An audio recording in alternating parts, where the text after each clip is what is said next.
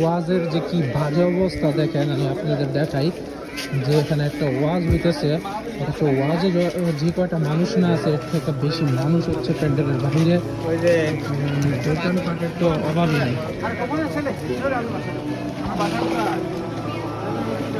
এই দেখেন শুধু দোকানপাট আর দোকানপাট, আর রাস্তা শুধু মানুষ আর মানুষ। এতটুকু একটা প্যান্ডেলের মধ্যে দেখা যায় মানুষের সংখ্যা পাওয়া যাবে না 15, অথচ রাস্তায় দোকান বসছে না হলেও 20টার উপরে। দেখেন আমি আপনাদের প্যান্ডেলটাও দেখাবো। আমার মনে হয় যে আস্তে আস্তে একসময় এই ওয়াজের যে কালচারটা এটা উঠা যাবে, সব ওয়াজ আবার আগের মতো মসজিদ কেন্দ্রিক হয়ে যাবে, যেমনটা আমার মনে হয়। আর মসজিদ কেন্দ্রিকই হওয়া উচিত, কারণ ওয়াজের নামে যা চলতেছে তা আসলে কোনোভাবে কাম্য না।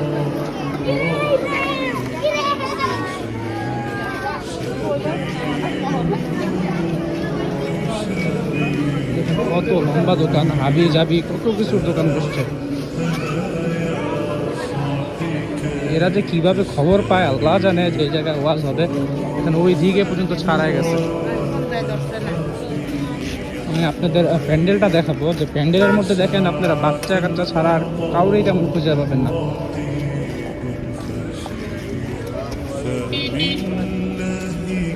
এই যে দেখেন প্যান্ডেলটা দেখেন,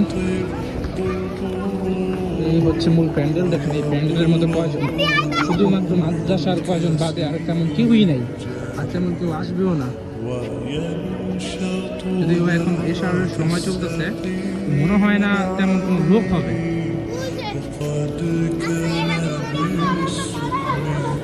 শুধুমাত্র কয়জন মাদ্রাসারই পোলা পায়, তাও হচ্ছে বাচ্চা, বাকি সবাই যুবক যুবতী যারা আছে সব তো বাইরে।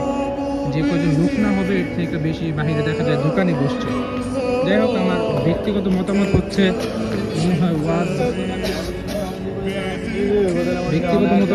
মনে হয় না এই ওয়াজের যে কালচারটা এটার বেশি দিন টিকবে। কথা একদম ফাইনাল, ওয়াজ হবে, মেলা হবে না। আর মেলায় যদি হয় তাহলে ওয়াজ হবে না, সেখানে পরিষ্কার কথা। এই মেলা নারী পুরুষ মিলে ঠেলাঠেলি ধাক্কা ধাক্কি রাত ভরা, ওখানে ওয়াজ হচ্ছে আর এইখানে অপকর্ম হচ্ছে, তাই ওয়াজ করে লাভ নেই। আপনারা দয়া করে যারা ম্যানেজমেন্ট আছেন এই ওয়াজ মাহফিলের, তাদেরকে বলবো আগামী বছর এখানে কোনো মেলা মিলাবেন না। মেলা থেকে যদি কোনো ইনকাম হয়, কোনো টাকা পয়সা হবে, মেলা মিলান, কত হয় আমাকে বলবেন, টাকাটা আমি দিয়ে দেবো। ঠিক আছে, সাথ কথা।